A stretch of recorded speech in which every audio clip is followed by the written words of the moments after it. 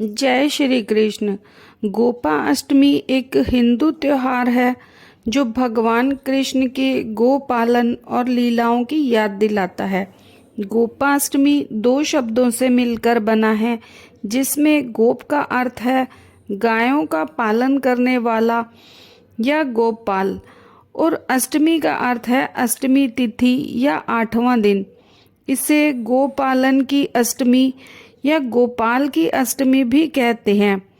ये त्योहार गायों की पूजा और प्रार्थना करने के लिए समर्पित है।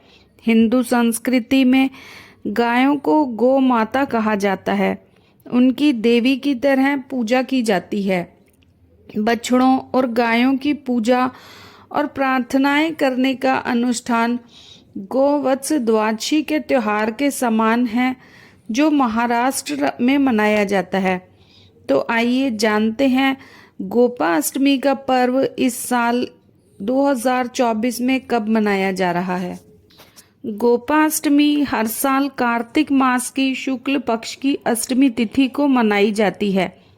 पंचांग के अनुसार इस साल 2024 में गोपा अष्टमी की शुरुआत 8 नवंबर रात 11:56 से होगी, जो 9 नवंबर रात 10:45 तक रहेगी।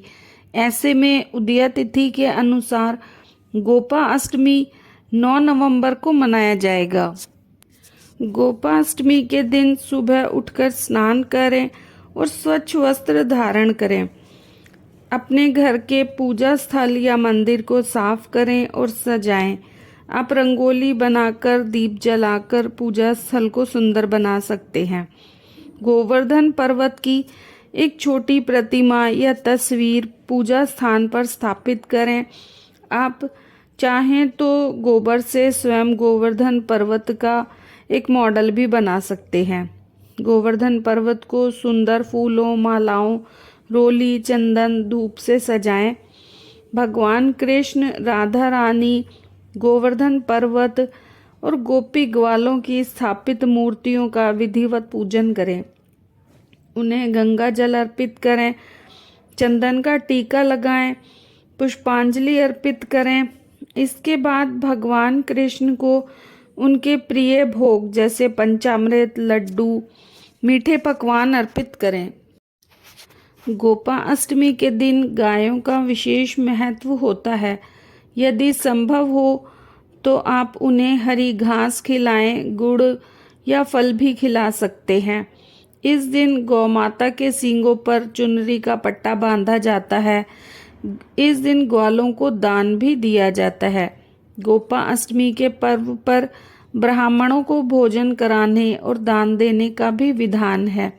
आप अपनी श्रद्धा के अनुसार दक्षिणा दे सकते हैं, अनाज, वस्त्र आदि का दान भी कर सकते हैं।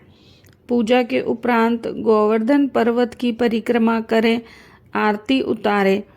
आप गोपाष्टमी के पर्व पर भगवान कृष्ण के भजन कीर्तन का आयोजन भी कर सकते हैं। गोपाष्टमी की पौराणिक कथाएं। गोपाष्टमी के उत्सव से जुड़ी कई पौराणिक कथाएं प्रचलित हैं। हिंदू शास्त्रों के अनुसार गायों को भगवान कृष्ण की सबसे प्रिय माना जाता है। मान्यताओं के अनुसार जब भगवान कृष्ण ने अपने जीवन के 6ठे वर्ष में कदम रखा, तब वे अपनी मैया यशोदा से जिद करने लगे कि अब वे बड़े हो गए हैं और बछड़े की बजाय गाय को चराने जाना चाहते हैं। उस दिन कार्तिक मास के शुक्ल पक्ष की अष्टमी तिथि थी। उनके हठ के आगे मैया को हार माननी पड़ी और मैया ने उन्हें अपने पिता नंद बाबा से आज्ञा लेने भेजा। भगवान कृष्ण ने नंद बाबा के सामने जिद रख दी कि अब वे गैया ही चराएंगे। नंद बाबा गैया चराने की शुरुआत करने का शुभ मुहूर्त पूछने शांडिल्य ऋषि के पास पहुँचे और बड़े अचरज में आकर ऋषि ने कहा कि अभी इसी समय के अलावा अगले साल तक कोई श्रेष्ठ मुहूर्त नहीं है। इसीलिए अष्टमी तिथि से ही श्री कृष्ण ने गाय चराने की शुरुआत की, जिसे गोपाष्टमी के नाम से जाना जाता है। जब श्री कृष्ण ने गाय पालना शुरू किया, उस दिन माता ने अपने कान्हा को बहुत सुंदर तैयार किया, मोर मुकुट लगाया, पैरों में घुंघरू पहनाए और सुंदर सी पादुका पहनने को दी। लेकिन कान्हा ने वे पादुकाएं नहीं पहनी। उन्होंने मैया से कहा कि अगर तुम इन सभी गैया को चरण पादुका पैरों में पहनाओगी तभी मैं ये पहनूंगा। मैया ये देखकर भावुक हो गई और कृष्ण पैरों में बिना कुछ पहने अपनी गैया को चराने के लिए ले गए। गौ चरने के कारण ही श्री कृष्ण को गोपाल या गोविंद के नाम से जाना जाता है। एक अन्य पौराणिक कथा के अनुसार ऐसा माना जाता है कि भगवान इंद्र ने अपने अहंकार के कारण वृंदावन के सभी लोगों को अपनी शक्ति का प्रदर्शन करना चाहते थे। इसीलिए उन्होंने ब्रिज के पूरे क्षेत्र में बाढ़ लाने का फैसला किया ताकि लोग उनके सामने झुक जाएं, और इसीलिए वहां 7 दिन तक लगातार बारिश हुई। भगवान श्री कृष्ण को एहसास हुआ कि लोग खतरे में हैं और उन्हें बचाने के लिए उन्होंने सभी प्राणियों को आश्रय देने के लिए गोवर्धन पर्वत को अपनी छोटी उंगली पर उठा लिया। 8वें दिन भगवान इंद्र को उनकी गलती का एहसास हुआ और बारिश बंद हो गई। उन्होंने श्री कृष्ण से क्षमा मांगी। इंद्र और श्री कृष्ण पर सुरभि गाय ने दूध की वर्षा की और भगवान श्री कृष्ण को गोविंदा घोषित किया, जिसका मतलब है गायों का भगवान। ये 8वां दिन था जिसे अष्टमी कहा जाता है।